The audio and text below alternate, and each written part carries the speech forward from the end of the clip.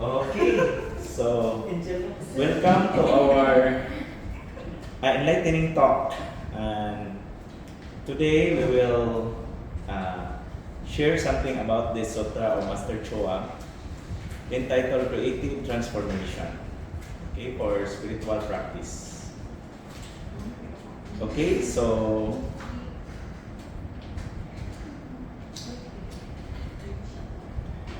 ang first topic is all about spirituality. Spirituality.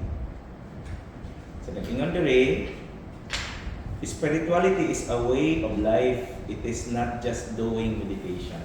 So, same is true with going to church. Spirituality is not about going to church every day or whatsoever day. It's a way of life. So, it's not the doing, but it's the being may important. So ang imuhang way, the way you handle yourself, the way you take care of people and even think of people. So na ang teaching about sa spirituality. You have to practice the spiritual teachings and have the will to follow it. So na ay like sa may spiritual teaching like love your enemies. So di ba? Kung dili mo enemy, the more you love, okay, you can even love your enemy. So, di ba? So, you have to follow it. So, it's hard, but you still have to. So, dili tayo basta-basta no kay ang road to spirituality is kanang the road less traveled. Because human as we are, kuanta kanang we are governed by our nature as a human being. So, don't suppress yourself being a human being. Masupok din ka kay even Jesus Christ, masupok magalit sa siya, no? Na-experience niya ang pagka-human. So, same here, lisod ang paghigugma for people who are unlovable, who even take advantage on us, di ba? But still, we have to reflect, no? We are here just a pilgrim. We will just be on this road once. No, we only live once. No, we only die once. No, so hard, but we still have to follow. Sometimes ourselves, no, kay we are in constant battle with ourselves, our being human. Like kana ang mato ka sa church, niya kapoy kay ka. Yeah, you tend to justify yourself nga ay kapoy makaron unya na lang ko or makasabot ra siguro ang Ginoo. No, it's not about that, no. It's about yourself being able to follow even though it's hard. No? Unya, it's the being that follow is not the doing.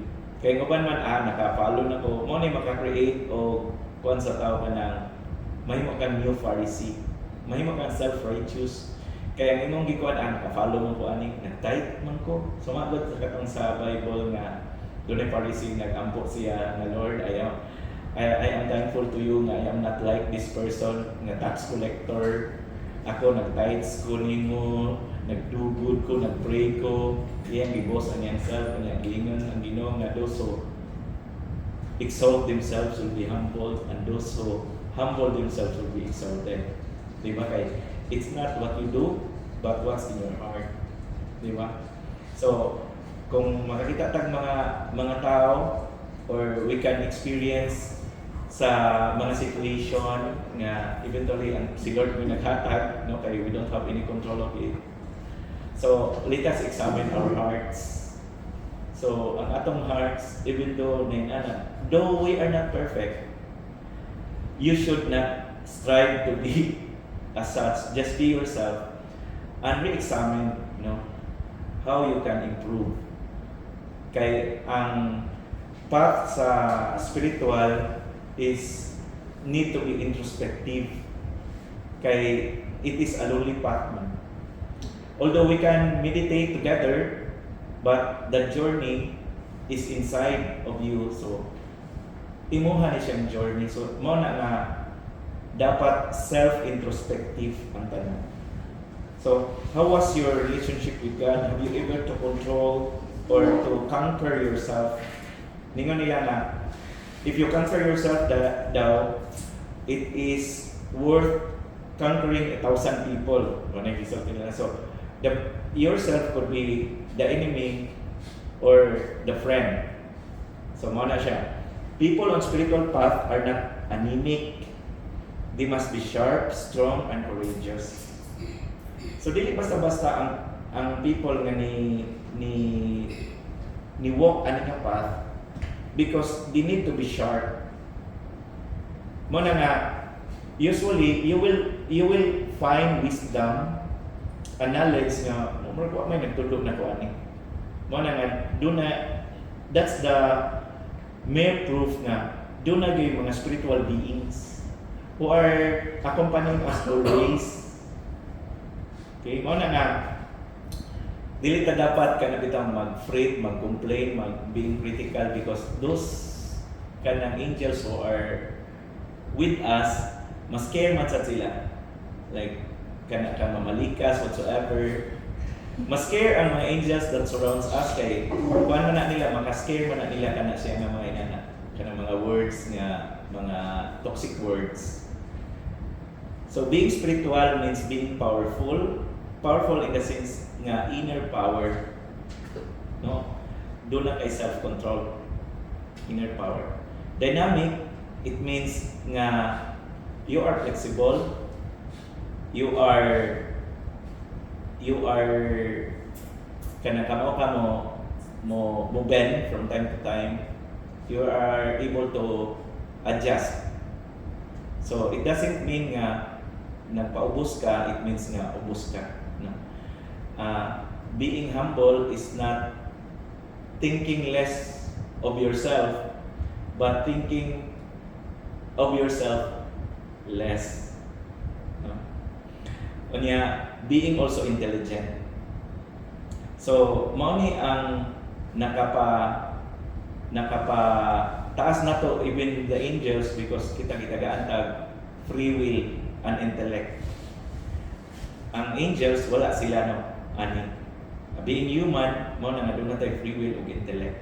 So we have to use our intellect well.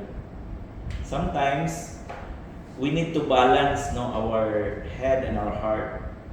Kay usay ang God, sobra ra kaayo ang ato ang head unya gamay ang atong heart. Sobra ra pud kaayo pud ang uban ang heart, gamay ra pud ang head. Unya dili lang sad na nimo i-consider but you have also to consider your hands.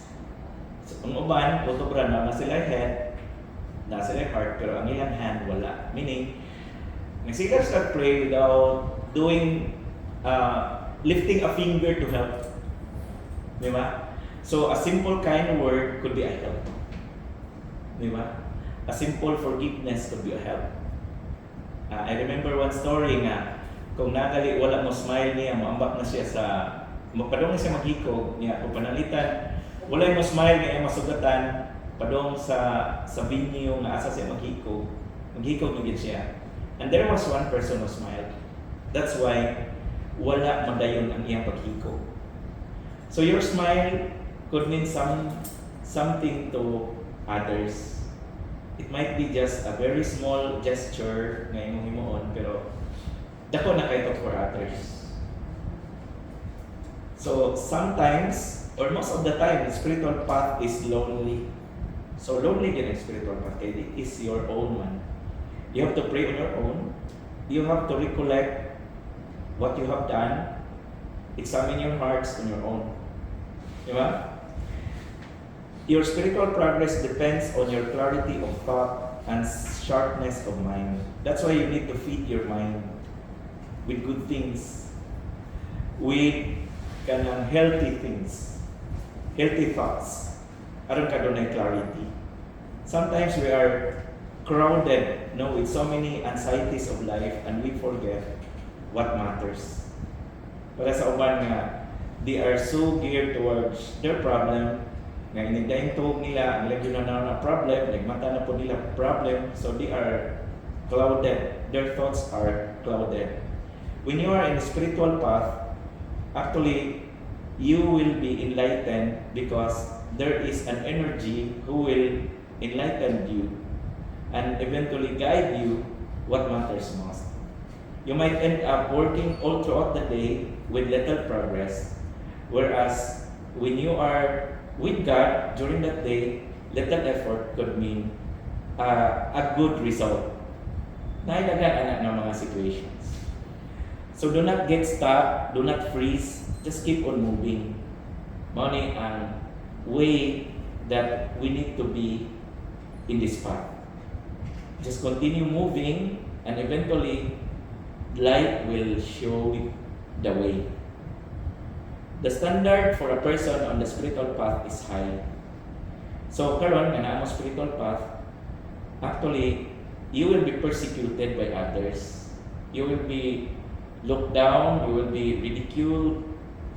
So ang mga tao na nasa spiritual path actually are kuan sa kanang condemned. They are also judged. No, they are persecuted.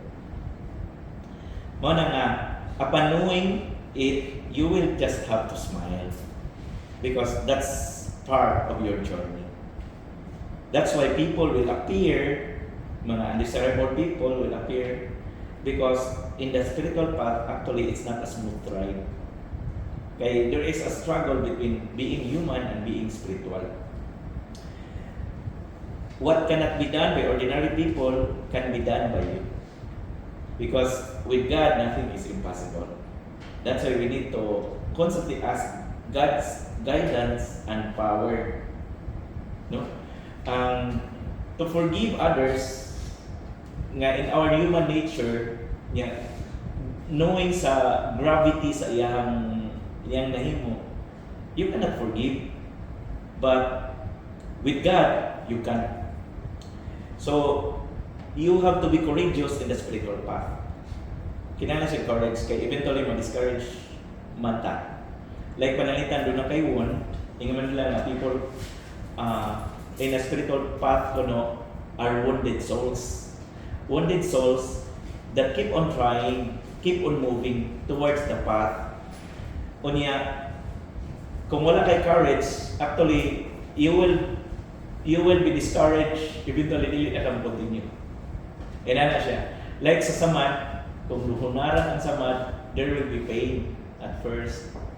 Pero you have to undergo the pain aron maayo ka. So trust the higher beings. Kita, we are only limited. But with God, we can be unlimited. There is no such thing as kanang imuha lang power. Like other new age movement have claimed. Be careful of what group you are joining. It could lead you astray to rely your own power. Relying your own power is foolishness. Di ba sa Proverbs nga kanang the fear of the Lord begins all wisdom, di ba? So, what has more lasting value? A vacation or spiritual energy and teaching? Mao na siya nga when it is for the soul, there must be no delay. When it is for the soul, there must be no delay. So, unsa man ay pasabot nako nga kana bang when it is an investment for your soul, you must not delay because life has no guarantee. It could be a major transformation on sa imo pero you delay because of the finances or you have other priorities. Sometimes or most of the time you have to ask our spirit guides to really clear the path of what to decide, what to prioritize. How would you make a day worth spending? Is your time here sa Thursday nga mga 3 hours perhaps is worth of your time? Or sayangan ka because you might have to meet a client. So, niya tayo maka-earn ka. So, ang earning nimo is worth it or you could have earned more if you have just invested the 3 hours for your spiritual journey. So, in that way, religion can be transformed. So, that's our first page sa atong creative transformation niya. So see you next week. Ayun.